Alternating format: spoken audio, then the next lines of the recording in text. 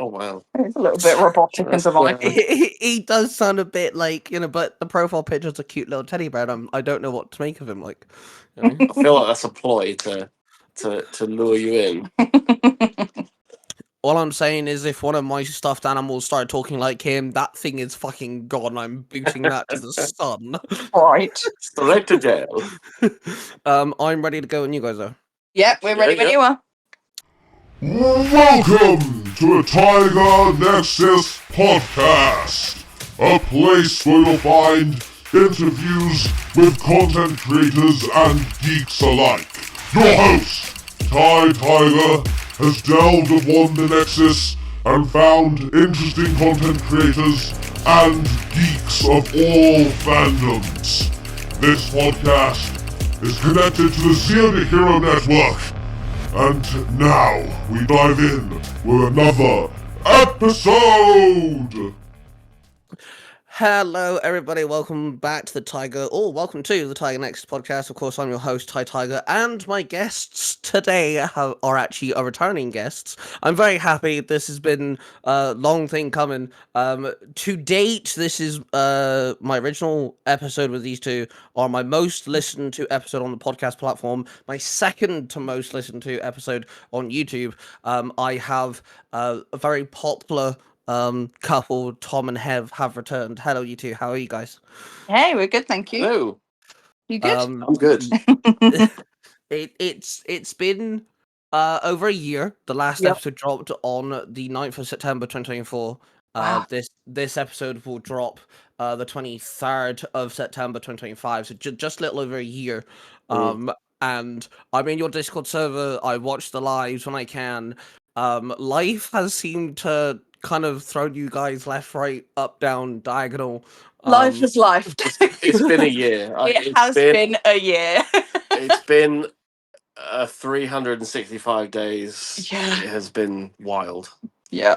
And not all good, not all bad. No, it's definitely been a bit of a roller coaster of a year. We've definitely learnt some things forcefully. Yeah, our motto Used to be. we used to, okay, before the start of this year, our motto was fuck around and find out. And now We fucked around and we found out.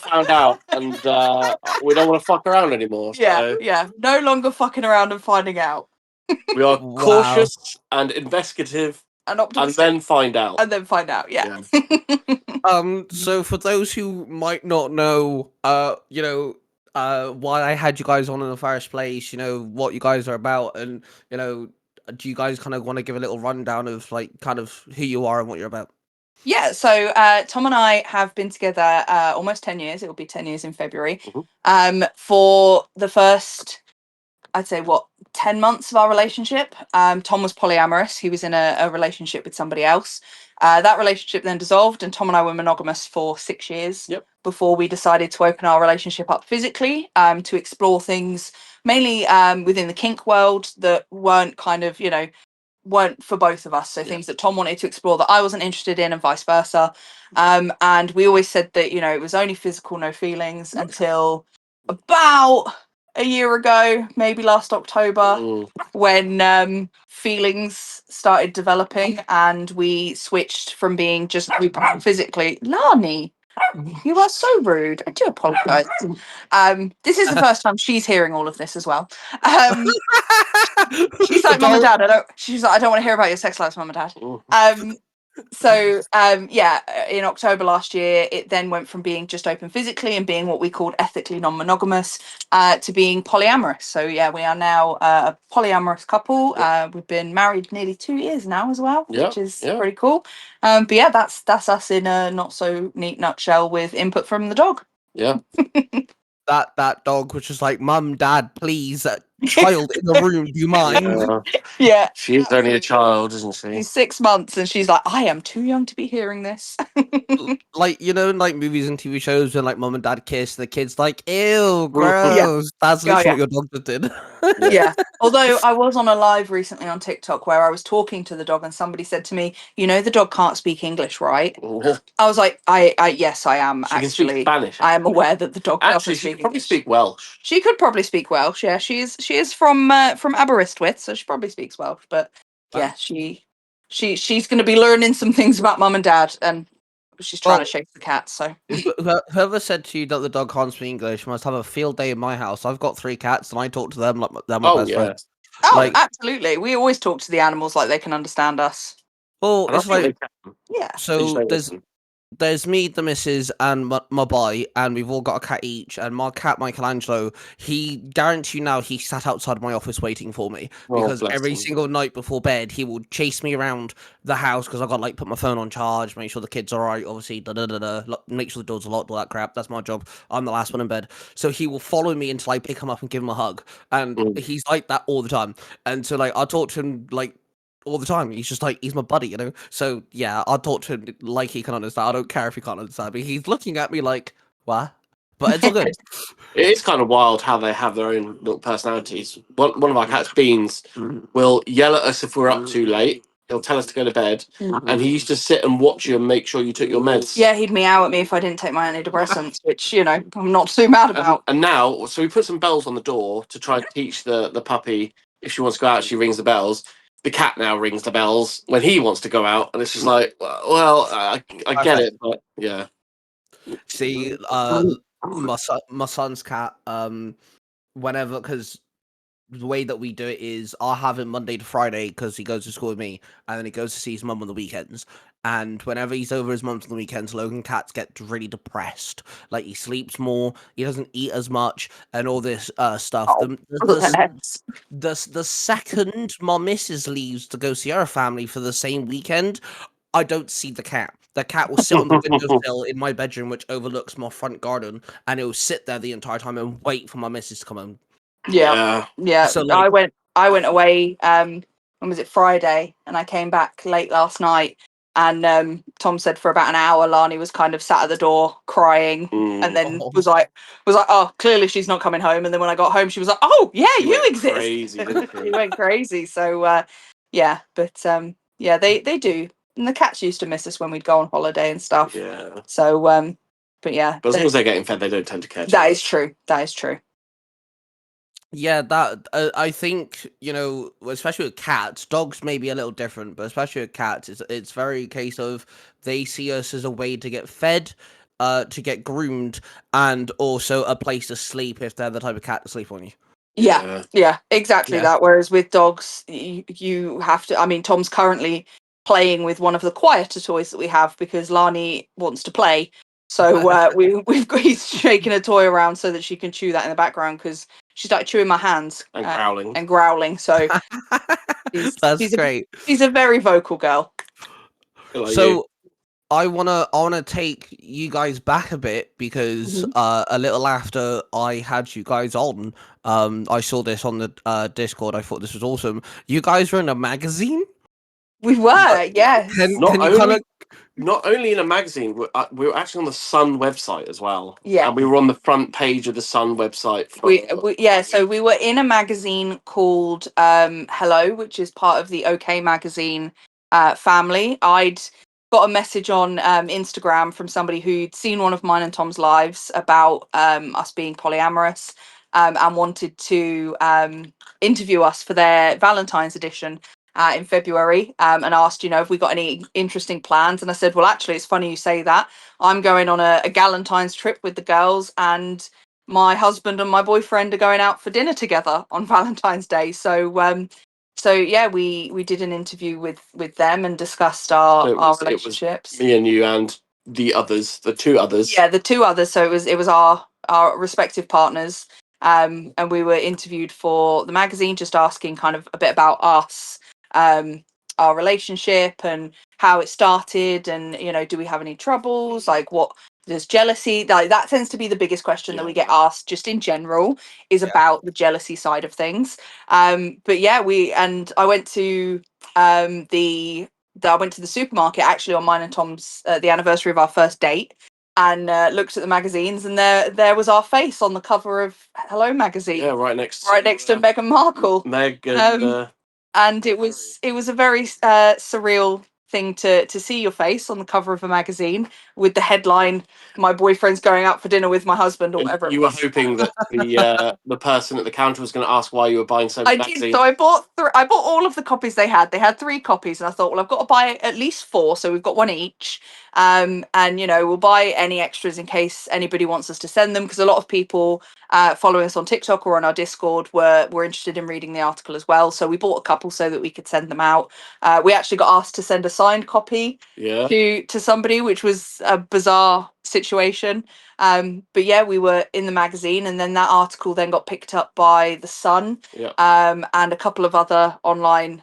Oh no, it was the Mirror. It was the Mirror. Mirror. Not Sun. The Sun did pick it up as well, and then there was a couple of other little news agencies that picked up the story. So it was then all over the internet as well, which was. I didn't think it was real because I'd never thought that journalists would try and do things over WhatsApp. I just kind of assumed that there'd be more official ways of doing it. But yeah, it was a WhatsApp call, wasn't it? It was a WhatsApp group with all of us in, and we sat and she asked us questions, and she read the draft article out to us so that we could remove some bits, which we did. There was some bits that needed to be removed to make it a bit more suitable for our families to read.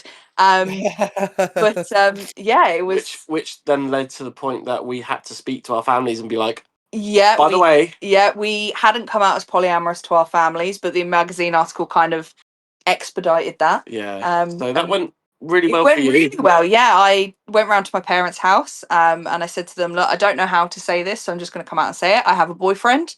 My mum, being Tom's biggest fan, was like, "Does Tom know about this?" I was like, "Yeah, mum. I'm sorry, I'm not just including you in on my affair. Like, Tom is aware of this." Can you imagine you going up to like your mother and going, "Hey, I have a boyfriend." Your mother's like, "Does Tom know about this?" You're like, "No, mum, I've been cheating on him for 6 months."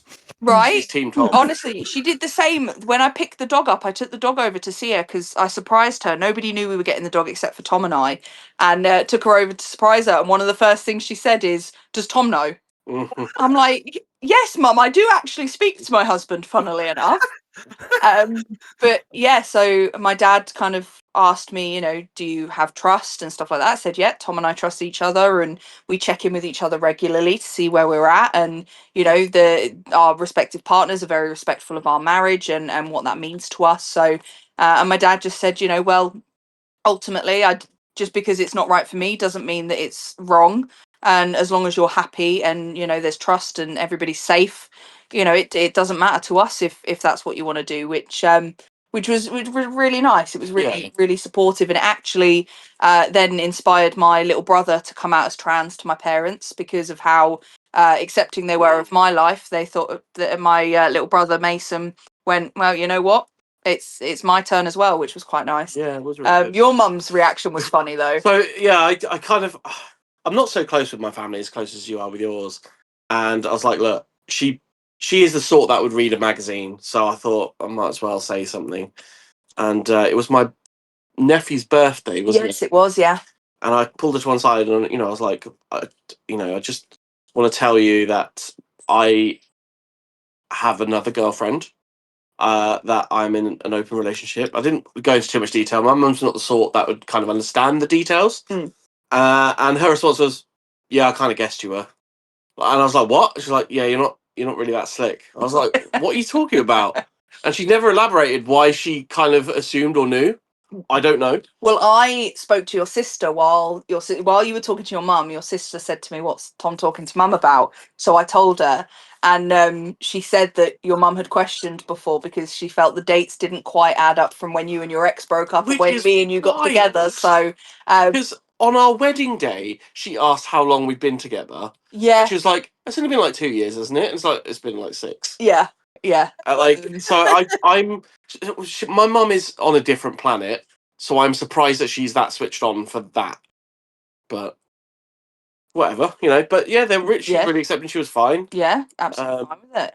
You know, she asked me questions like, you know, is Hev all right with it? Blah blah blah. So yeah, Yeah, everybody Um, was really, really I supportive. think my brother and sister I've known in the past anyway, so I haven't bothered to speak to them really. So Yeah, they just kind of let you get on with your life. They get on with their life. yeah, My brothers weren't particularly bothered. no. Um, Although one of them was like, it spoke to you to make sure that you weren't being coerced. yes, yeah. Oh, okay, so we had gone away with family to Skegness, Skeg Vegas. and Tom was in the hot tub with my brothers and was sharing some sordid details of our lives that my little brothers probably didn't want to hear about their big sister.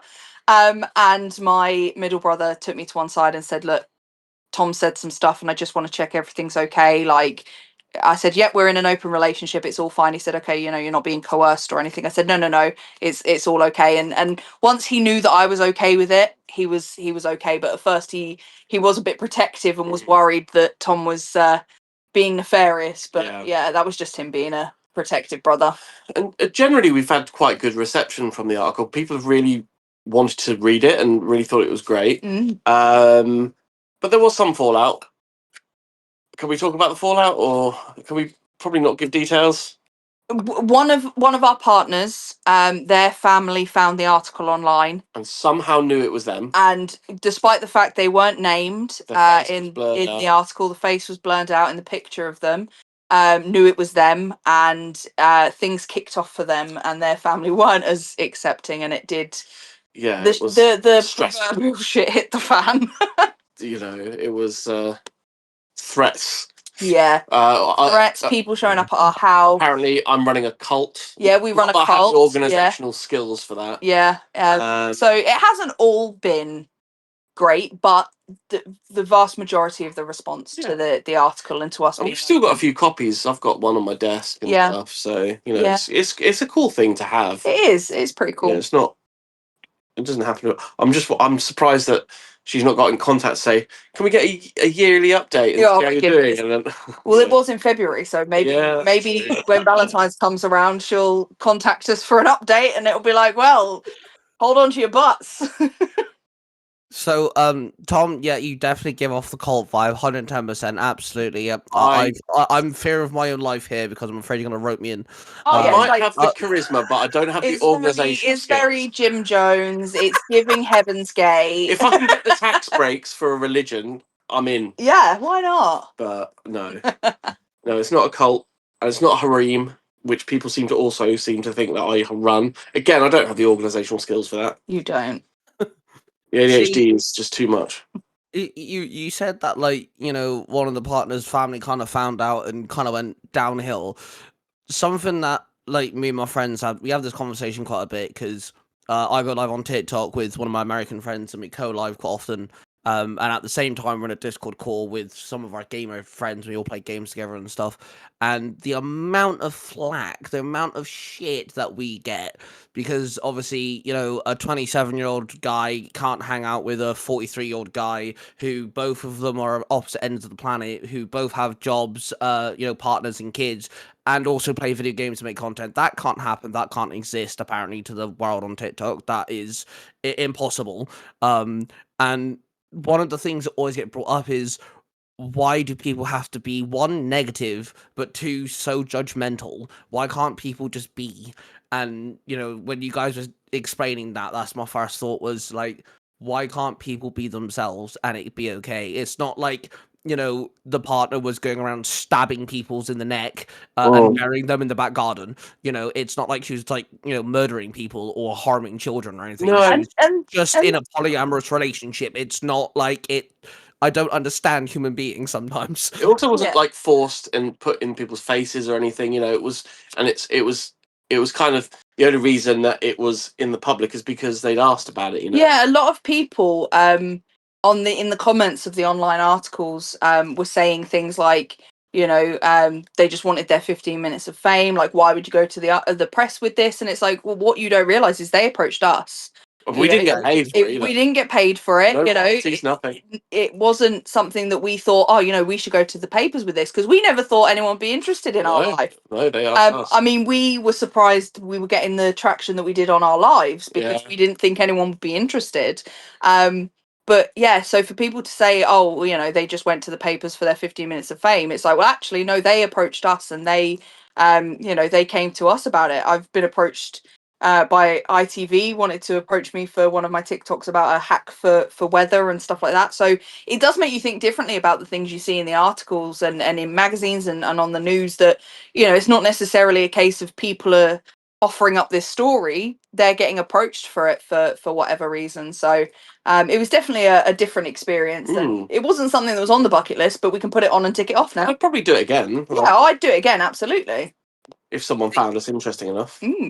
See, I think you sell yourself short there, to be honest, because, like, you know, I found you guys way early 2024, and, you know, yes, okay, to the air quotes normal public eye, polyamory is still a bit, you know, odd out there. It's not exactly mainstream or anything, let's be honest. It's not, you know, put in TV shows or movies that much and things like that. So it is a bit odd and out there. But the way that you two sell yourselves is confident, positive, you know, you don't take flack off people, you stand your ground, and that's what people are drawn to. It's not because you're in a polyamorous relationship, it's because you're willing to sit there and go, yes, I'm polyamorous. Yeah, I'm not going to take anyone's shit. And yeah, I'm going to sit here with a smile on my face. Don't like it. There's the door, sort of thing. Yeah, and I think we're quite approachable people as well, and we very much take an education first standpoint. We know not everyone's going to understand it. We know not everyone's going to accept it. But yeah, I mean, I think you're right in that the reason that it was so popular, and I mean, it's been a while since Tom's been on live with me, and that we've done a polyamorous live. And people still ask to this day, you know, about, you know, questions about polyamory, or if we're going to do those lives again, because they really enjoyed them. Yeah, we should do them because again. it gives people a space to ask questions that they wouldn't necessarily have answers to And they're not otherwise. And Google either. yeah, and 'cause, I think it's also you know, it's that element of not necessarily a morbid curiosity, but, you know, people have fascinations with things like true crime documentaries and you know, stuff like that, because it's information they wouldn't otherwise have access to or be given. And to be fair, a lot of the people in our lives are like, it's not for me, but I love to learn about it.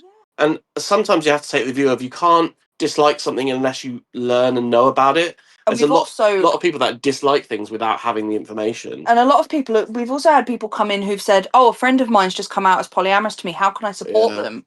You know, Yeah. I don't know anything about it, and I don't want to ask them because I don't want them to think that I'm being judgy, because our space is a very safe space, and we appreciate not everyone's going to know the terminology or know how to ask the questions, but we take everybody as being respectful until they prove that they're not. You know, if somebody asks a question, if they ask it politely, we're happy to say, oh, well, actually, that's not the right word. Like, often people say, you know, are you polygamous? And we say to them, well, actually, polygamy is not the correct term. That means multiple marriages, which is illegal in the UK. I think the term you mean is polyamory, and yes, we are. So, you know, we're education first always, and one thing I often say about my job is that I don't expect people to know what I know, or I'd be out of job. And it's very much the same with this situation. Is it's something different, but I think our personalities, our rapport with each other, and, you know, the fact that we don't take things too seriously, I think that, coupled with information people don't have, that's kind of the recipe for the little bit of quote unquote success that we've had. I think also, like, the one thing that people are drawn to is like the homely, like, welcoming vibe. Some people say sometimes it's like being on a video call with a friend. And especially since, like, I'm not on TikTok much, but whenever I am on there, it kind of feels like there's so many people looking for a fight or an argument, like, because that draws a lot of engagement. It draws a lot of people chatting, a lot of people wanting to get their opinion out, but they're very negative and they get people really sort of wound up. Whereas, you know, you've done lives where you're reading a book to people and people are falling asleep, like enjoying just having a chill, or I'll be doing crafts experience, or body doubles, and, you know, we like to foster a kind of FaceTime with your friend vibe, you know, and give just a little bit of reprieve from, like you say, TikTok is a hotbed for socio-political debates. I mean, I've been delving into the socio-political debates myself, but again, still with that same attitude. So I'm finding that people are coming in and having respectful discussions, as opposed to all-out arguments. Yeah. Because people are too quick on the internet to to make bold statements that are disrespectful or to troll, and it's just I don't see the point in it. Oh, honestly, right. So you say this, I 110% agree with you. So I don't know if you guys have ever seen, but I paint my nails. I always have done. I've been painting my nails since I was 6. And my son Logan, he's 6.5, and he's also had his nails painted for the last like 3 or 4 years. And he wanted to do YouTube. He's really into YouTube at the minute. So me and him now have a YouTube channel called Best Buds, and Oh, I it's love always that. it's always me and him. And funny enough, I have a few YouTube channels. It's actually my most subscribed to YouTube channel now. Apparently, I've been making some form of content for 10 years. If someone told me just put your son in a video and that's how I get subscribers, I would have done it years ago. But anyway, I've been live before, and I've literally, thankfully, I've got a good team of moderators now, and I do appreciate them like no fucking tomorrow, because I've genuinely had people come up to me on my live and say that I'm forcing my son to be gay because I'm forcing him to paint his nails. And I'm sat there going, no, first off, Logan's 6, he can make up his own fucking mind. This kid literally has more freedom than most kids. If he wants to get his nails painted, first off, I don't even paint them. His mother and his stepmother do. I don't. He just uses my nail varnish. And second of all, if he did turn out gay, why the fuck does it matter to you? Yeah, people are so quick to judge. I mean, I've seen it myself when I've mentioned to people that at our wedding Tom had a full face of makeup, and you see like a little bit of shock on their face, and then they realize that, oh, actually Heather's not the kind of person that's going to tolerate me saying anything negative here. Because actors wear makeup, Yeah. it's you went through a phase where you had your nails painted every 6 weeks or so. One of your subs used to come over and paint your nails, give you a manicure, and I've done your makeup for nights out before now. I've braided your hair. We don't subscribe to gender stereotypes or gender norms in this household. And we appreciate some people do, and you know what, if that's your choice, that's your choice. If our child came up to us and said, if our son came up to us and said, Mum, I want to dress as Elsa from Frozen, well, okay, great, let's go buy you a dress. We're not the kind of people that would ever stifle any creativity of any description. And I think that too many people have opinions about too many things. Yeah. And they're too quick to put their opinions out. But one thing I've been saying a lot recently, sorry, bear with Lani, get down. Sorry, she's trying to eat my yarn. One of the things that I've been saying a lot recently is that opinions are for food and clothing. Opinions are not for people's right to exist. I'm stealing that. Thank you very much. I'm sorry. You're welcome to it. That is amazing. I need to say that to some people online. You're absolutely welcome to it. Because I've always said this, right? Because I have zero tolerance for bullies. I don't deal with bullies at all. And I don't care if you want to sit there and I get so many comments, people slagging me. I don't give two flying fucks. You want to waste your time boosting my content, leaving a comment, crap the fuck on, thanks for the engagement. But slagging off my 6-year-old child who isn't even in my house at the time, just because he wants to paint his nails, I'm like, no, go fuck yourself. And I've got the missus, I've got my friends and everything all backing me up and stuff, and I know that I'm not doing anything wrong on telling people to go fuck off and blocking them because they want to accuse my son for all this shit. And I'm like, hang on a minute, you don't even know why he paints his nails, because the original reason he started painting his nails was because he was 3 and I found him one day trying to color in his nails with crayons. And I'm like, what you doing? And he's like, I want to be like mum and dad. So I'm like, mate, I can paint your nails if you want me to. So that's why I started painting his nails, because I found him trying to do it himself with crayons. The thing is, it's so crazy that certain things are equated to certain genders and gender stereotypes. I mean, I went to a baby shower this weekend, and I was, my dad made a very good point that while they may be giving birth to a boy, doesn't mean that they're always going to stay a boy. I said, you're absolutely right, Dad. Which that's coming from your dad, that's amazing. yeah, it's amazing. And my dad made a joke at the gender reveal that actually it's not a gender reveal, it's a biological sex reveal. Yeah, I said, that's true. I said, you're spot on, Dad. You're spot on, Dad. It absolutely is. I You love know? that. That's great. You know, he's gone, you know, so he's like fully into his allyship, you know, talk Valentina. You didn't come to Pride though with your mum. No, Pride's not his kind of scene. It's more the No. loads of people in a field. Yeah. Like that's not something my dad's really interested in. But you know, he has 2 queer children and he loves and accepts both of us, and he will absolutely fight anyone who has anything to say about it, which that's what you need as a parent, you know, as a child. You need a parent that's gonna go to bat for you. You know, when as long as you're not hurting anyone, obviously, because my parents would be the first person to turn me into the police if I committed a crime. But you know, if I'm not hurting anyone, my parents are staunchly in my corner and, you know, supporting me in everything I do. And the same with my 2 brothers as well. So going back to you guys live and your little community that you guys have built and everything, I want to make the statement of, you guys, you said that people ask questions and all this stuff, which is awesome, and curiosity. Like I said, like we agreed, polyamory is a bit weird. Even polygamy is weird. Again, a lot of the having multiple partners, a lot of people are going to automatically assume, because you said, jealousy is like one of the first questions you guys get asked, because it is, it is strange to some people. But like, I feel like, because, I'm in your Discord server, I don't chat that much, but that's just me personally. And I feel like one thing you guys also kind of lay out for people is, they can kind of feel just safe. Because like, I've been in a 3-way relationship before, and that lasted for 2.5 years. And some people knew, some people didn't.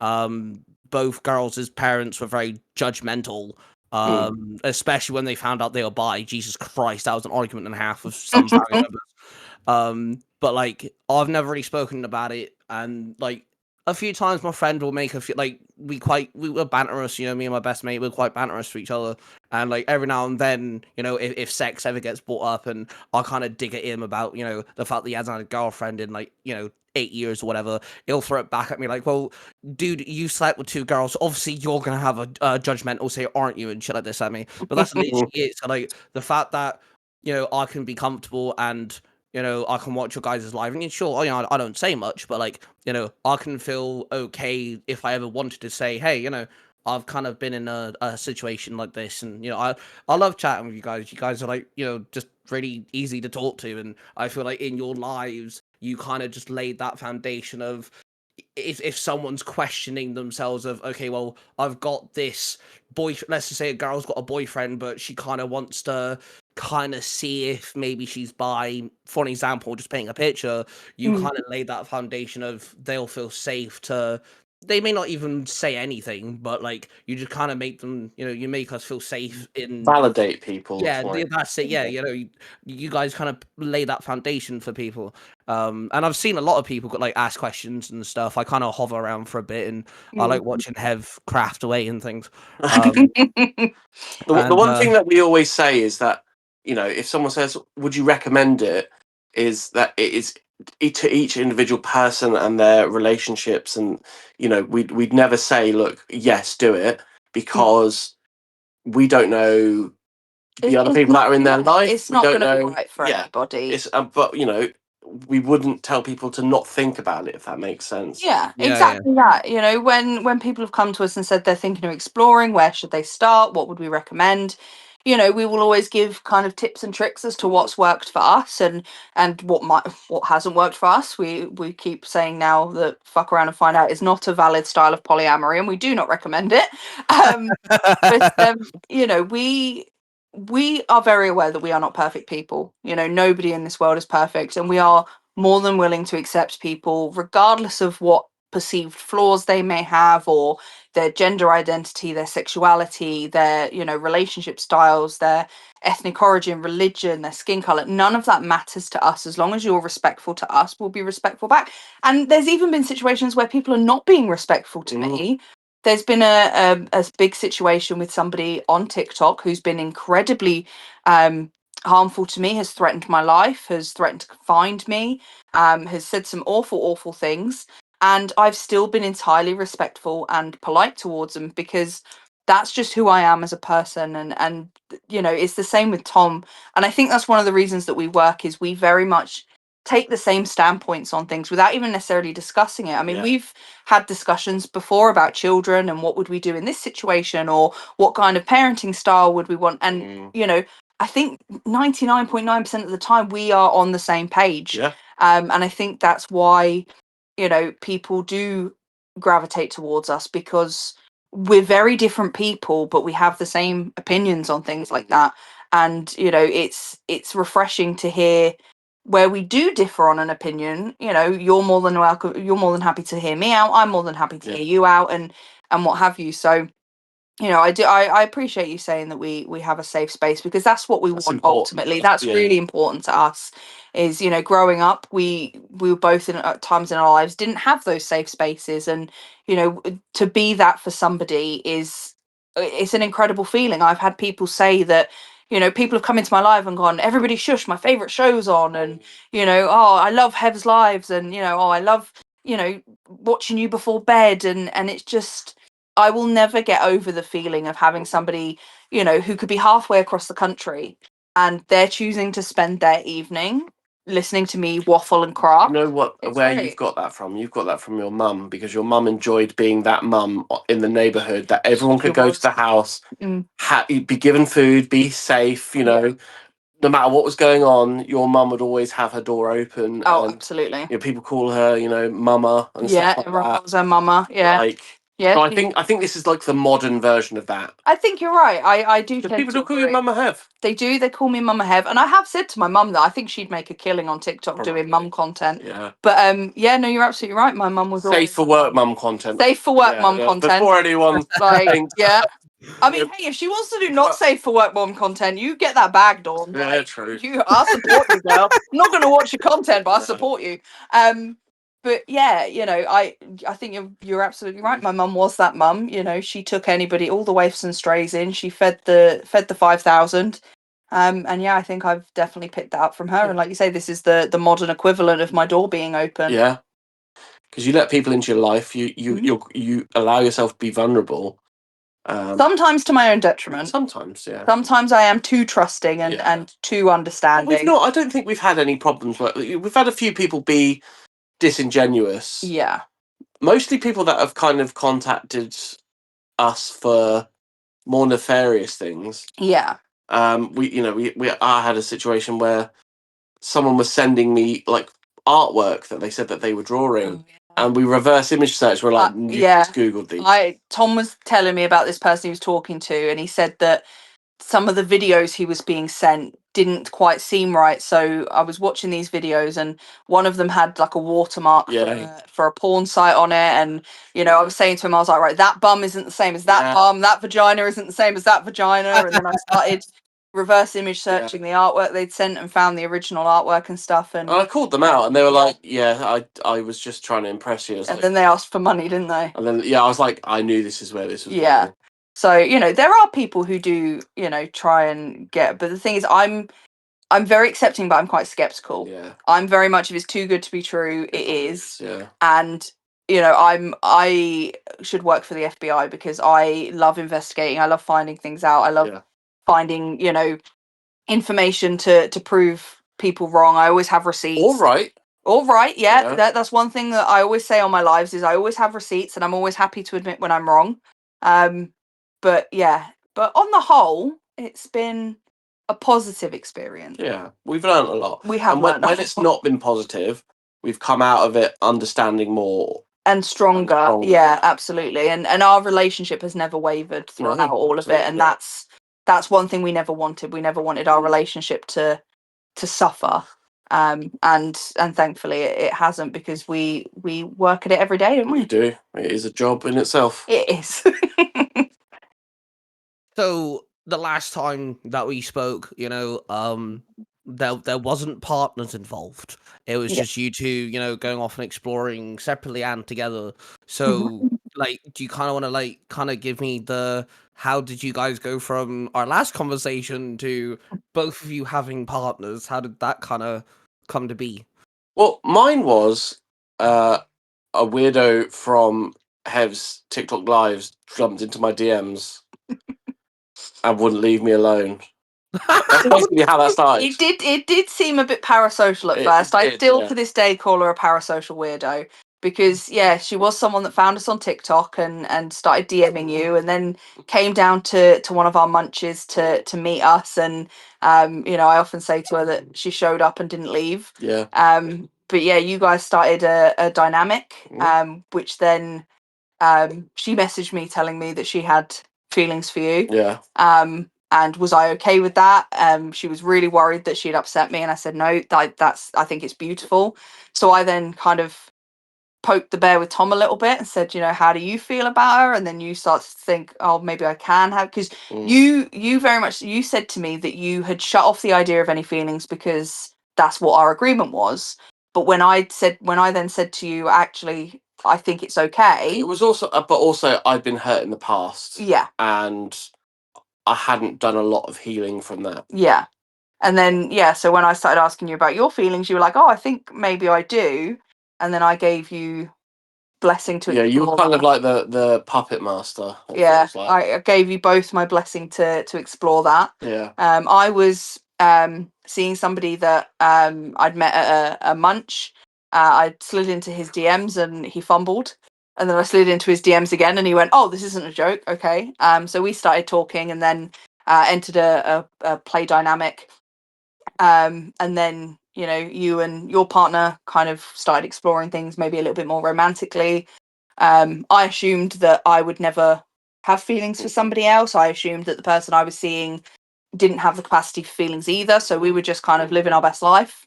I then realized I had feelings and spoke to Tom about it. And Tom was like, you know, he was like, yeah, babe, I've seen you, you know, fall in love with someone before. And I was like, oh yeah, you're right.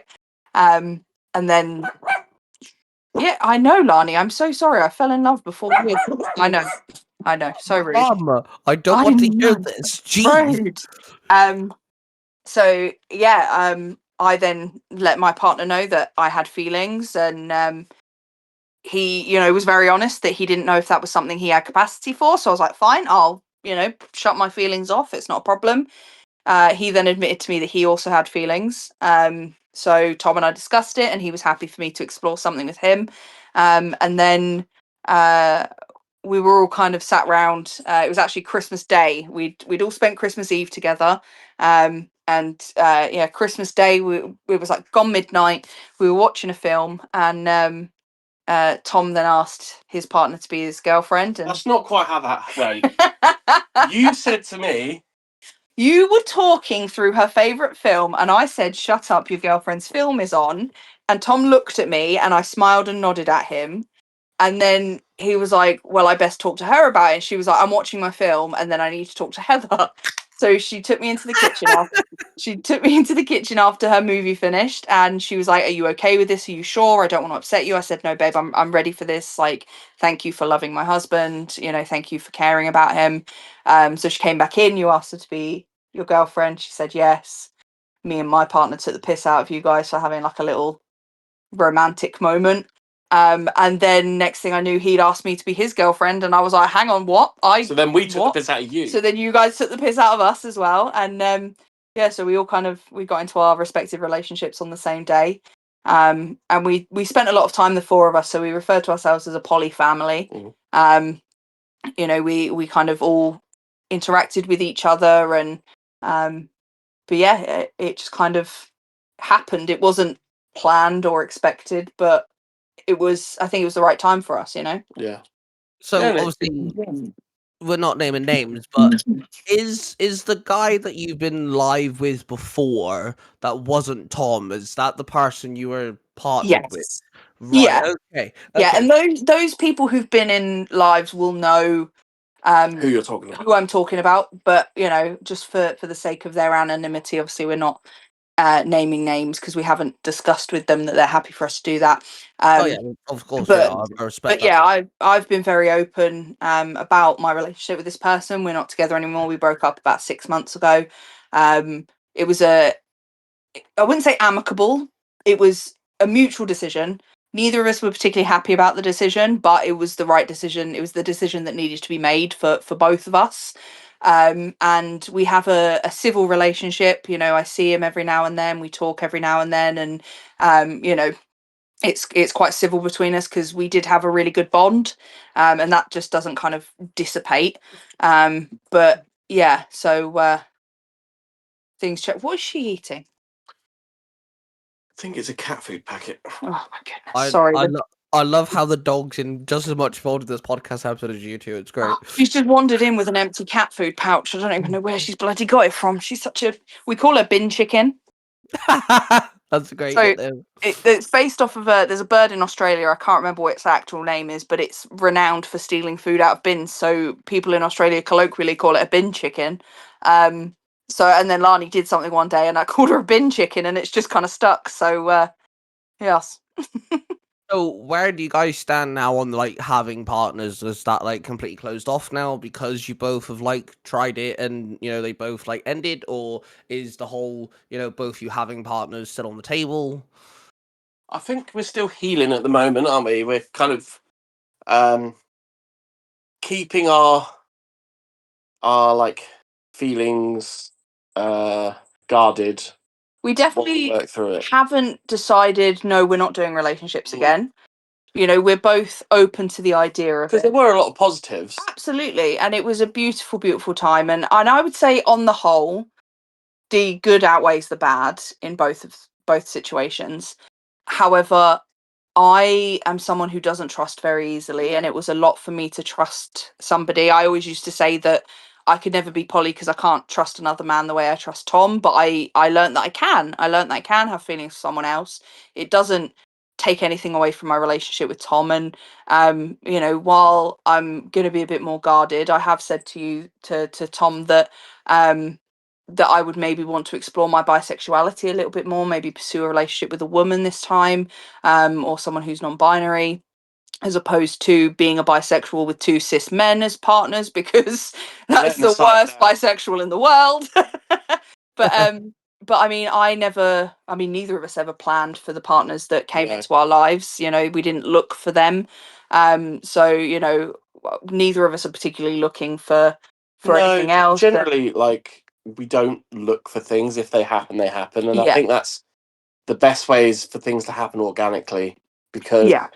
generally, my aim is to make friends, because you can never have enough friends in your life. And if there's anything else on top of that, that's kind of a bonus.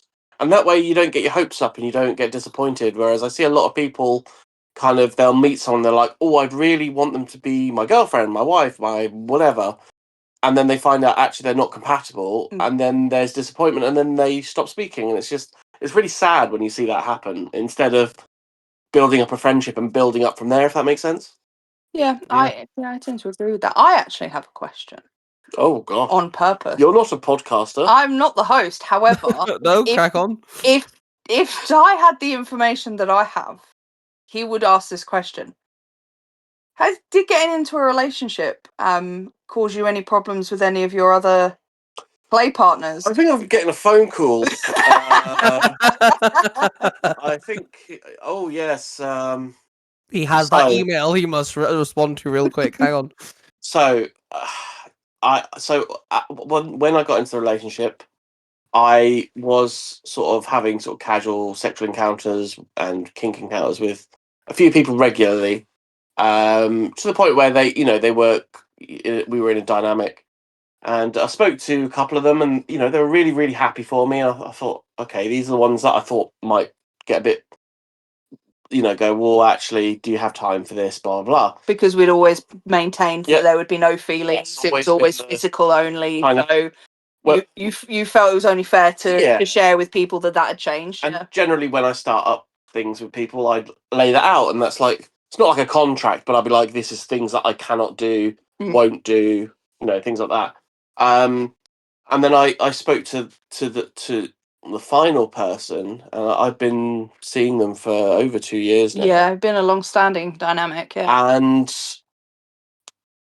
they flipped their shit in the nicest way. I mean, maybe not flip their shit, but they got quite upset because they had assumed that if I had the capacity for feelings, that the person that I'd been sort of seeing the longest would be first in line, if that makes sense. Mm.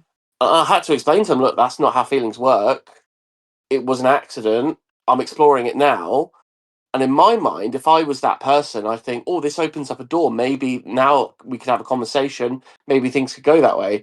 But actually, the way they approached it, they gave me a lot of grief. They were guilting me. They were, I'd need to go and have long conversations with them in person. Mm. And I ended up just saying, look, we're going to have to just be friends because I can't deal with this. We think that maybe that person had feelings Yeah. that they hadn't been honest with us about, because we Yeah. we always say to people, if feelings come up, share them and we'll discuss how we move forward, whether that be we stop the dynamic or we make changes or Mm. whatever, because we would never want to inflict harm on anybody, No. you know, and or make someone feel led on. Yeah. So this person had kept their feelings quiet Okay, yeah. until, you know, it got to that point, and they were quite hurt by it, Yeah. you know, because And it really upset me as well. they 'cause- felt like they'd stuck to all the rules, and you know.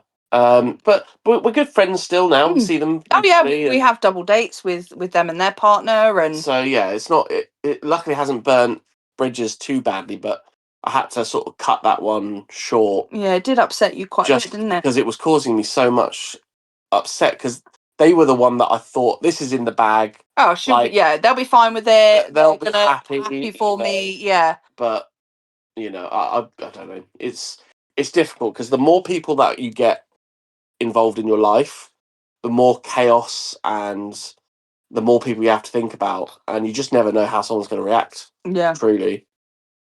Yeah. So yeah, that wasn't fun. No. I communication is like a massive point that a lot of people need to learn in it, and it's not just Yes. like it's not just for a loving relationship or like a sexual one. Just in general, communication is a huge thing that we're not really taught. I don't think. No. Especially like if you're under the age of like 40, if you're 40 or like under, if you've gone through that, like those generations, because of the generations that have kind of raised anyone from the age of 40 below, I feel like communication just isn't a thing. Yeah. And you know, I can tell you now one of the reasons why the relationship I was in, where it was me and two women, like I said, it was a three-way relationship where all three of us were together with all three of us. It was communication was one of the issues because, you know, again, we weren't open to everybody, especially families, because my mother was the only one out of the 6 parents that knew and was happy with it. She was gay and had a pansexual daughter, so she was very happy that her son was, you know, kind of testing his limits and shit too, and all this stuff. So she was fine with it. But obviously, one of the girls I was with, her family are very, I don't want to use the word posh. That's the wrong wording, but very like strict in their thought pattern. You know, like Yeah. being gay is weird. Being bisexual, you're greedy. You know, that sort of like thought pattern. So like, you know, we weren't open. We weren't honest with people, and I tried to communicate in one way, but the two girls communicated in different ways, and I feel like that was one of the reasons why that ended. And you Yeah. know, I like ask when I have a new guest on the podcast, and this is going to sound really weird, but when I have a new guest on the podcast, one of my favorite questions to ask these people when I know that they're married or got a partner is like, "Oh, do they support you?" Because I obviously have, you know, YouTubers, gamers. I just recently had a guy who literally makes money 3D printing stuff. Wow. He's I'm actually good friends with him. He's really cool, and like I love asking these people like, "Oh, you know, does your family support you?" Because you know, communication, it's huge. It's like recently I've learned that, you know, my missus, she's autistic. Her mind works differently to everyone else's. So I've had to learn over the last 4 years being with her a different communication style, if that makes sense. I know that, you know, Absolutely. I can't just go up to her and go, right, I've got a problem. I can't do that. I've got to like tiptoe around a circle slightly before I can get to my point and things like this. And she's learning too. Literally the other day, she came up to me and she was like, right, I see something wrong here. I need to talk to you about you for a second. I was like, whoa, okay, this is new. Because she knows for a fact to be direct with me. And when it comes to, especially when feelings are involved, like you said, you've got the rule of if there's feelings, at least tell us so we can, communicate about it and stuff. And emotions can either go high or low. And I feel like communication just isn't taught. And this is why with Logan, my son, what number one rule in my house? Well, okay, no, the number one rule in my house: hugs are free. That's my number one rule. Hugs are always free. But my second rule is, always you can talk to me no matter what. Even if I'm in the middle of giving you a bollocking about something, if there's something you need to tell me, you can always come and tell me. And that's my number. Like, that's the golden rule for Logan. And he does, like, literally off. He's just started year 2. And I found out the other day that he was naughty and got sent to the staff room to get a bollocking from the teachers. And he told me this, no one else, stuff like this. He's willing to come and tell me these things. So like, and I think that's hugely important for kids. I mean, one thing that Tom and I always advocate for is not just communication, but effective communication. Communicating effectively, because people have different communication styles. For example, if I were to say to Tom, I need to talk to you about something later, that's sending Tom's anxiety out of the roof. Anything that sounds like we need to talk absolutely will upset Tom straight away. So if I had something to talk to him about, but it's not important and it's a later thing, I'll go, oh, I needed to chat to you about something, but it's not important. We can pick up on it later. And Tom then knows, okay, that I don't need to worry. I don't need to panic about this. I'm exactly the same as Tom. And we, Tom's recently been diagnosed with ADHD. It's been about the last 9 months or so that we've thought, oh, actually, you maybe have ADHD. Yeah. So we've had to, adapt the way that we communicate. And because I'm autistic, I'm very, straight laced. Like if we're having a conversation, we'll talk about it. Whereas Tom will dart from topic to topic to topic. And I'll have to go, oh, okay, right, hang on, we've changed topics and stuff like that. So we've had to kind of relearn how to communicate with each other. And for Tom will often go, oh yeah, well this and this, and I'm like, how does that relate to what we're talking about? He goes, oh, I was thinking of it. I'm like, okay, no worries. And I also understand now that sometimes Tom needs to say something straight away, otherwise he'll forget it. So we'll be talking and he'll interrupt me, and that's not him being rude. That's him going, oh, if I don't get this out of my head now, I'm going to forget it. And, he deems that important enough not to forget. So I'll go, okay, no, you go ahead. And, it's been trial and error. It hasn't always worked, but... And I would say almost 99% of problems in any relationship are communication based. Even things like cheating, quite often it's not the act, it's the deception, the lying, the lack of communication. So, the better you are at communicating and learning how to communicate with one person or two people or, everyone, you're going to be on a better sort of standing and a better way of moving forward. Whereas it's adapting. If you can't communicate, it's going to be very difficult. Yeah, we always call it one of the secrets to our success is the 4 C's. The 4 C's of polyamory. This is something I've started to patent pending. The 4 C's of polyamory is compromise, consideration, communication, and consent. Those are the 4 C's of polyamory. Love that.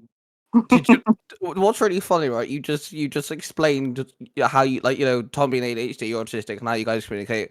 The only thing that went through my mind is I'm ADHD, the miss is autistic, but what you just explained is the other way round for us, because my miss is the way that Tom, like you said, that Tom would just butt in and go, I gotta say this. That's my missus down to a T. I'm like you, Hev, and I'm the one with the ADHD. It just shows how differently it can manifest in different people. The way that my missus' mind works is she'll have these moments, these pocket of time where it's all information all at once. And we could be in a conversation about, I don't know, plans for Saturday, and yet she'll jump in and tell me about what happened on Monday afternoon at work. And like, I now know kind of like when these pockets are. So like, I now need to like plan, okay, if it's a serious conversation, that's not the best time to bring it up in these little pockets of time. But if it's not a serious conversation, fuck it. If she wants to interrupt me 9 times and tell me 10 different things, cool, happy.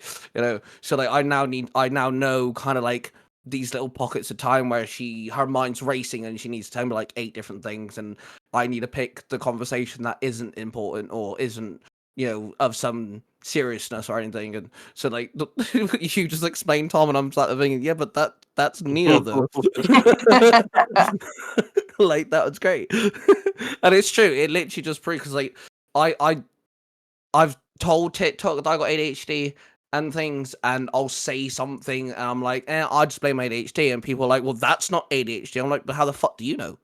Yeah. How the fuck It do you does know? manifest so differently in so many different people.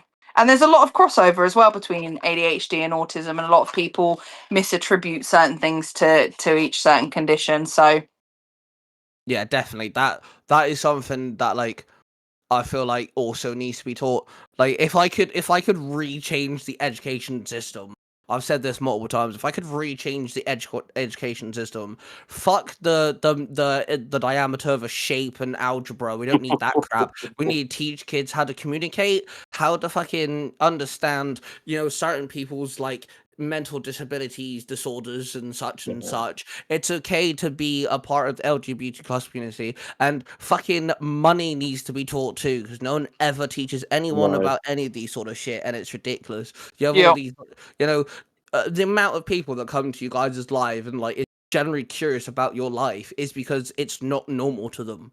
And I'm not saying that it has to be normal, but it has to at least be brought up at some point in time, because the only reason, not the only reason, I need to rephrase that, one of the main reasons why you two would get someone coming to your live going, oh, it's disgusting, it's wrong, it's this, that, and the other, is generally because they don't understand it. Yeah.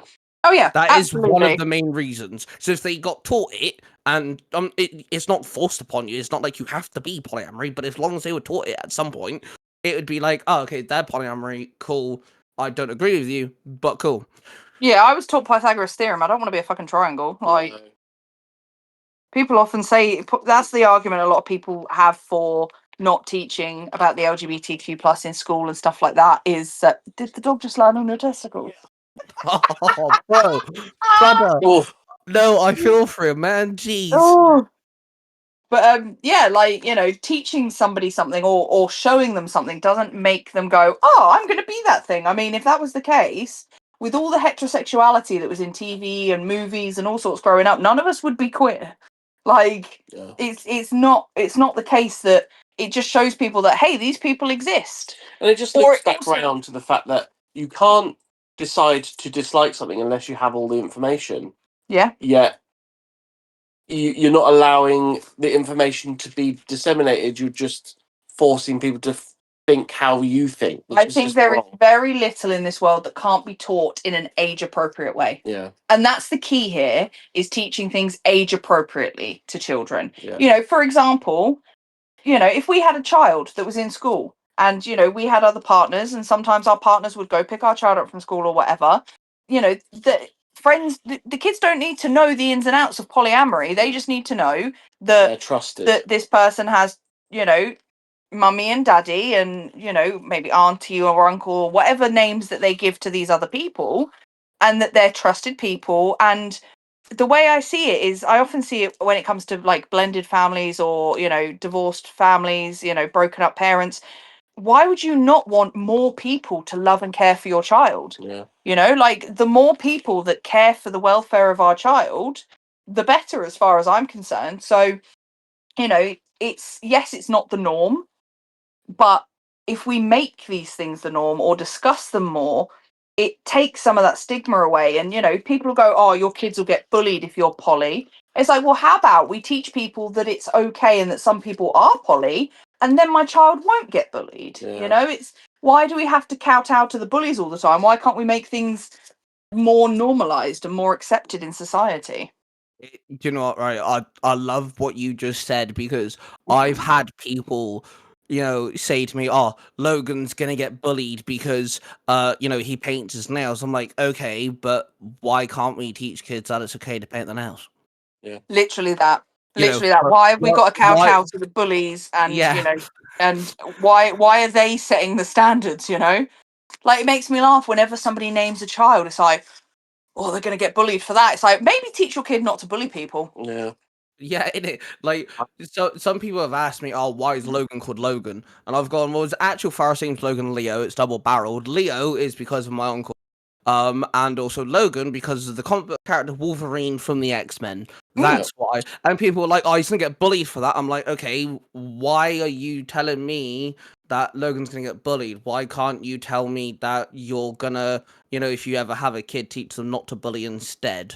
Yeah, Because the fact exactly. that Also, Wolverine's kind of cool. Like, why would you bully someone for being named after I Wolverine? mean, my ex's son is named Wade after Wade Wilson, Mm. who is Deadpool. So like in my little group of friends, I think there's Xander from Buffy the Vampire Slayer. Love We've that. got Connor named after Angel's son and Angel. Love that.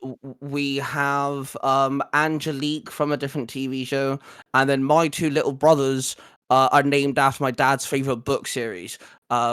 So like it's okay to name your kids after things, it's all good. Yeah, I mean, the fact that Khaleesi Ugh. is like a hugely popular name for Arya. kids, and Arya and Nevaeh, which is heaven backwards, don't you know? Oh God. And it's just like, the thing is, people are going to name their kids all sorts, Yeah. and that's their choice. It's a tragedy. It can sometimes be a tragedy. It's not a murder, it's a tragedy. But ultimately, I mean, I was named after an actress from some kind of sci-fi space show. I can never bloody remember. Heaven Oh no, I was going to be named Josette after Josette Simons, who's an actress. Right. But then my dad picked my name. I mean, your names are the two most common names the year that you were born. I was nearly called Rebecca You were nearly called Rebecca. because my mum was adamant that she was going to have a girl. She wanted a girl. She started buying dresses, and then I, unfortunately, was not a girl. But I do have a sister now, so I dodged that luckily. Yeah, dodge that bullet. But yeah, I got the two most common names of my year. So Yeah. Yeah, that sounds about right. So I was, my mum says that I was named after Tom Selleck, so Magnum PI, but then she tells people it was also Thomas the Tank Engine, so I don't really know what's true. Yeah, your mum just likes to troll you. Yeah. Yeah, I was gonna say that sounds like she's trolling you there, bro. Oh Like, yeah, absolutely she is. But like, I feel like, especially having you guys come back on, this has been like I almost a need now. Having you guys return. It's just because I just enjoy the positivity, man. Like, you guys are so like easy to talk, and I'm honored that you guys come and chat with me and stuff. Oh, And absolutely. Oh, I mean, I um, think it's wicked that you think we're interesting enough to Yeah. platform. We're more than happy to, and we enjoy talking to you. And Yep. it's a lot of fun. When schedules align finally. Yeah. Yes, that's very true. It's actually quite funny because the missus also watches your live. After the first podcast episode, she kind of like got intrigued, and she listened to that episode and everything. And I said to her, I was like, "Oh, I've got a podcast episode," and she's like, "Oh, who you got? New return?" I was like, "Tom and Heather come back on," and she's like, "Oh, awesome!" And then we had to reschedule. So that night, because again, she's autistic. She's got a routine. She's been asleep now for easily an hour and 45 minutes, even though it's a Friday night. She's asleep by 9:45 most nights because of her routine, which is fun. And so tomorrow morning she'll wake up and she'll ask me, "Oh, did Tom and Have actually come on, or did they reschedule again?" Yeah, Guarantee you now that'll be one of the Yeah. questions she asks me. yeah. I mean, that's fully valid because I was driving. I was on the motorway when I saw your message come through. Stopped at the services and looked at it and was like, "Oh, balls." Completely forgot about that. And then you planned things next Friday because you thought it was this Friday. And I've been all over. because I'm not working at the moment, my days are all over the shop. It's fine. See, I get told that I'm really easy to like communicate with because I'm under the impression that everyone's too busy for me, in a sense. Bless So you. because I'm under that impression, I'm so easygoing. So like the amount of times I've had cancellations, someone's messaging going, "Oh, I can't do 5, but I can do 6." I'm like, "Yeah, that's cool. Crack on." Yeah. I'm so willing to rework things. I understand. I'm a working man who has a working woman who makes 10 times more money than me, which, by the way, according to TikTok, some people on TikTok got really fucking funny with me because I made the statement that my missus makes more money than me, but she's also the driver of the household. You have no idea how many Oh, biggins God I had at forbid. live.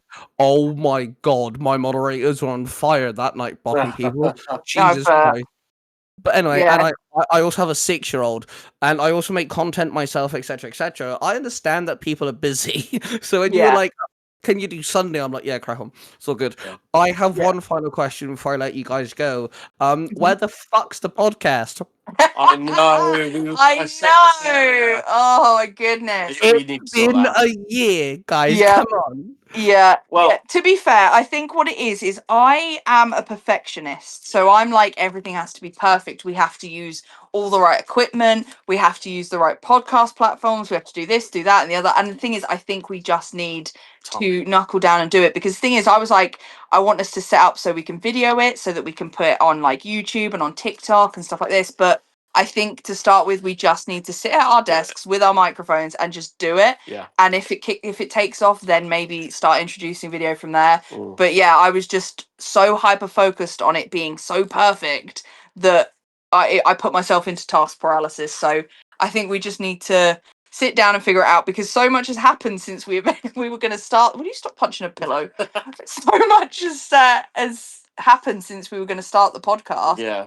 So it got us into a bit of a point that we're like, oh, okay, well, now what do we do? And I will sort of tease, and also maybe to drum up some intrigue, is I will explain the story about how I nearly died when visiting a lady for some illicit. Yeah, the actions. reason that your nickname is Yes. Squirt Cobain. Yes. Yes, I got told this story Yeah, literally we seconds will. after the last We will podcast. eventually. Well, yeah. We'll share the Squirt Cobain story. So And if we haven't done the podcast by then, by next September, I'll have to tell the story on your podcast. there you go. There's a No, promise. I'm holding you to that, Tom. Yeah. I am Yeah. holding that to you like fucking no tomorrow. Yeah. See, just as a person with a podcast who, again, I don't have anyone. It's just me. I do it all myself. I've got literally, it's my 2 hands and my own brain. That's more than video- I have, to be fair.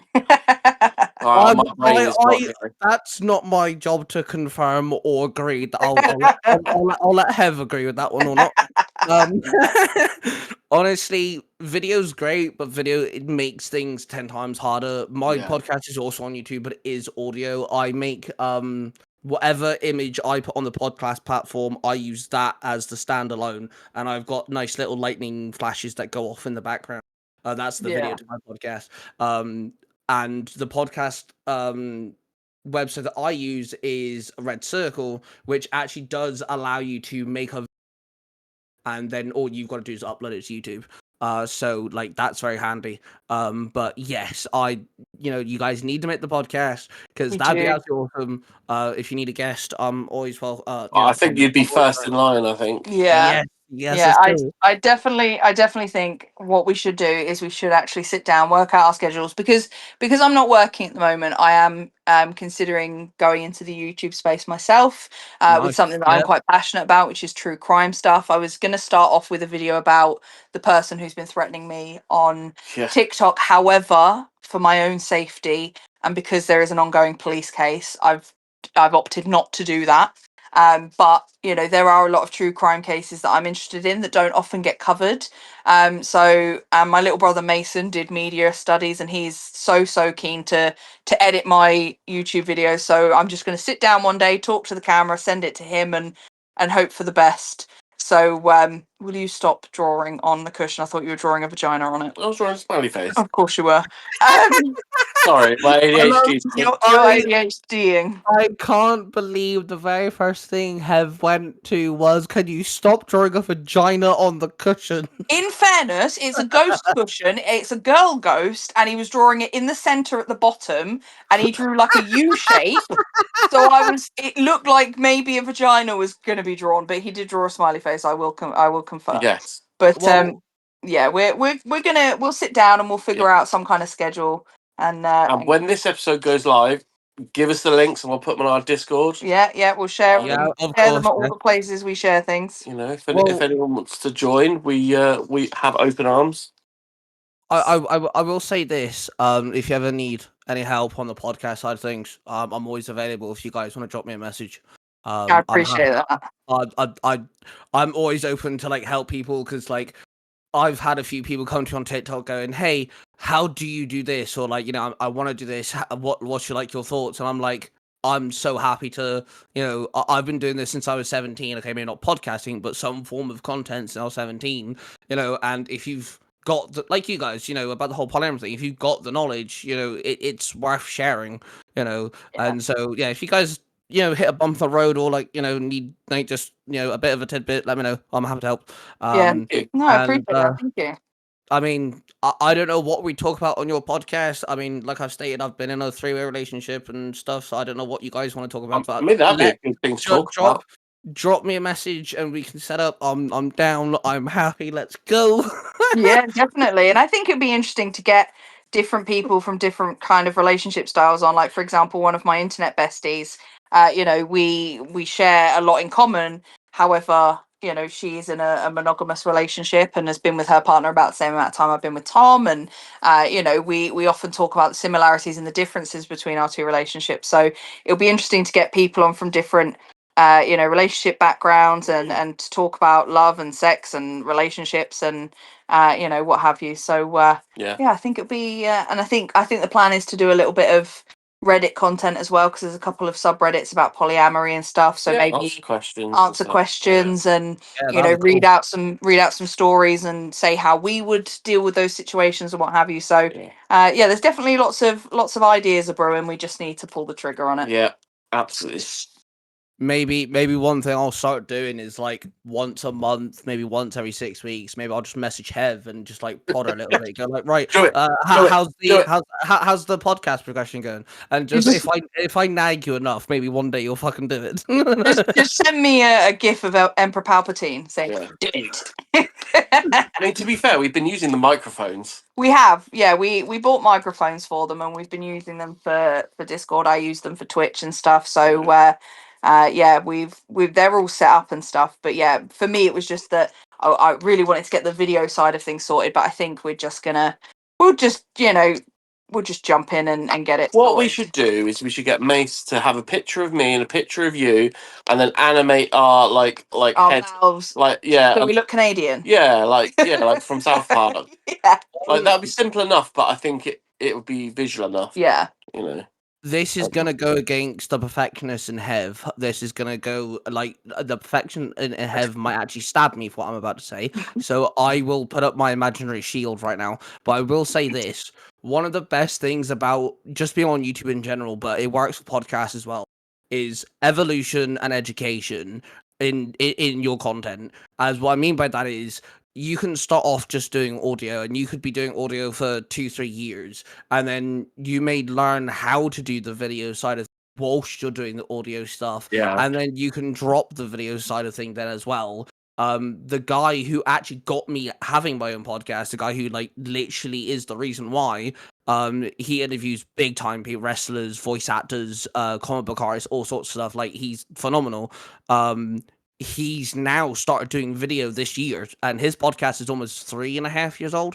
But it's only this year alone that he's actually done video interviews. So on a Tuesday, he drops the audio on all podcast platforms, and then on a Thursday, he'll drop the video version. And that's only started happening this year. And Well, I was looking into also like AI generated gameplay.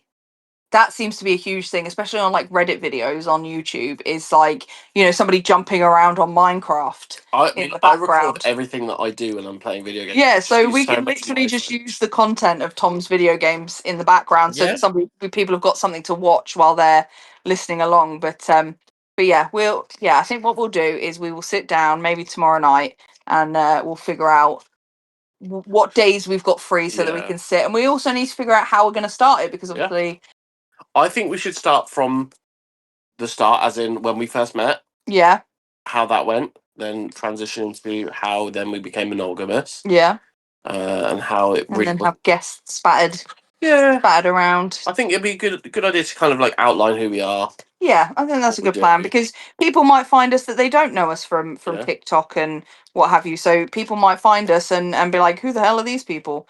But do we need to change the name now? Because are we monogamish anymore? Because that's what we called it, monogamish, back before feelings got involved, and now we're polyamorous. Yeah, it doesn't really have the same ring. Polyamorous doesn't have the same ring, so we've got to decide: are we going to stick with the monogamish? or- Polyamorous because we really like ham. We do like ham. You right? Sorry, we're just waffling away here. So I don't mind us. No, it's all good. I love this. It's great. One thing that I would recommend when you guys have this conversation about starting your podcast is decide. Okay, you don't have to make a decision straight away, obviously, but like how long you want your episodes to go for. You don't have Yeah. to state that, but kind of had like, so for example, my limit is 45 minutes to 120 minutes. If it goes over that, it's a two-parter. That's Yeah. that's my rule. And how often do you want to upload? They're the two Yeah. things. Like, so for example, me personally, I'd rather do it weekly. Granted, this year I haven't been able to do that.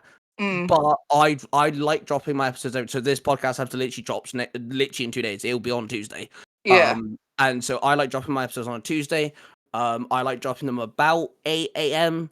only because I have American listeners, and then the reason why I drop it at 8 is because of the algorithm. So when people wake up, ready for work in the UK, I'm one of the first podcast episodes that'll pop up. And then Yeah. for the American lot, when they wake up at their 8 a.m., which will be like 2 p.m. for us, my podcast episode's already there waiting for them. It's all ready to go. Yeah. So that's why I do it that way, only because I understand how the algorithm works. That's just me. That's just the way my brain works. But like I would figure out how long you want your episodes to go for. You don't have to stick to that, but at least have like a ballpark, and then figure out, because you don't have to do it weekly. I have another podcast with one of my buddies. We drop once a month. We drop every 22nd. We just make sure we drop it every 22nd, and things like this. So like, if you can kind of figure out the ballpark area of like these sort of little categories, it does make the process a little easier before Yeah. you even start recording. Obviously have your name for the podcast and everything. And honestly, I kind of agree with Tom. If you did like an introductory episode and kind of like just kind of back and forth between the pair of you of like, how did you guys meet? How did you guys get to be like polyamory? What does that mean to you? What does your like lifestyle entail? That sort of thing. That'd be like a really good way, because obviously I've interviewed you guys last year. I know how everything works. And Yeah. like one of my favorite things now is I like kind of tuning into your Discord, your lives. I want you guys to come back. We agreed every September now. And things Yep. like this. I know I like doing that because I know who you guys are. So if you did like an introductory episode and that's your first Yeah. one, that might then build up. Like you said, like you guys said, people might tune in and they don't know you from TikTok. Yeah. You know? Exactly So- that. And then Yeah. you also have a really good way, because you for an example, let's say you're 8-9 episodes in and something gets mentioned, you guys can then go, if you want more information on that, go check out episode 1 titled this. Yeah. That's where you'll get all that information. For an Yeah. example. It's a good Yeah, that way. makes total sense. Yeah, no, appreciate the guidance there. Yeah, thank you. Like I said, I may be useless in 90% of the things I do. Come in handy sometimes. No, we appreciate I it. really appreciate it. But yeah, thank you guys for coming on. I love every September, man. It has to be every September now. I'm calling. Yeah, oh yeah, absolutely. Absolutely now. Like, it's just absolute blast. And yeah, whenever you guys get the podcast up, I'll do a TikTok on it on my TikTok and push people Appreciate towards you guys and stuff. Yeah, whenever you want me as a guest, just let me know. I'm around. Just drop me a message on Discord and we can set it up. Perfect. Sounds good. No, that's brilliant. Thank you. And thank you for having us back on. Yeah, thank you so much. It honestly, it's a blast. I've been so excited. Honestly, it's been one of the most, because Life is fine, just mentally, life isn't great. I Yeah. needed something to look forward to. This has been the Yeah. thing to look forward to. I think we all need it. Yeah, totally get that. But yeah, no, we're around whenever. So yeah, no, we appreciate it. Awesome. Well, do you guys want to kind of, give where people can find you if people do want to find you? Yeah, so we tend to most of the time go live on my account, which is at Heather is boring with 2 G's. We do have a couple's account, which is at monogamish _ on TikTok, but we don't use that very often. And you're at Corrupt Force on Yes. every platform that's ever existed ever, Except for Snapchat. except for Snapchat. Are you not Corrupt Force on Snapchat? So I lost access to that account. I can't get into it. When I asked to reset my password, I don't reset it. Basically, I think the account's been banned for some reason. I think someone stole it. Oh, And I've tried to contact them saying, I have access to the email address. Mm. The account won't work. Can you just close the account so I can change the name on my other account? And they're like, no, we won't talk to you about this. It's like, I have not used the account, but I'm still getting emails for it.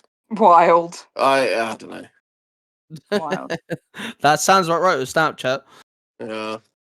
Not gonna lie. But yes, thank you guys for coming back on. It's been an absolute blast having a chat with you and everything, and I look forward to seeing what the next year holds, and looking forward to the lives and just the positivity that you guys spread. It's absolutely fantastic, and of course, everyone listening on the podcast platforms, don't forget to rate us, or I still don't understand how the podcast platforms work, even though I've been doing this for 2 years. And of course, if you're on YouTube, don't forget to subscribe. And yeah, thank you. Smash everybody that for like listening. button. Smash that like button. Leave us a comment. Let us know where you're listening from and what time it is for you. Damn, they're better at this than me already. Jesus Christ! Look at that. Fucking hell. Okay, you guys can do my outro from now on. I'll just get an audio recording of you guys doing the end. Doing your outro. Yeah, I'd be so down for that. Thank you guys for listening. Roar of Passion, everybody. I love you all, and we shall see you guys in the next one. What you have just listened to is a product created by the Three Ranger Bros Studio. Hosted by 3 cosplaying fathers who happen to be massive geeks of all sorts of fandoms. They are Mark, the Red Cornish Ranger, Cosplay Dude 637, and Ty Tiger. The studio covers different types of YouTube videos, TikToks, podcasts, and live streams. If you wish to find out who cosplays who, the YouTube channel, the TikTok accounts, and the podcasts, and all of the other social media platforms, please go to the 3rangerbrostudios.com.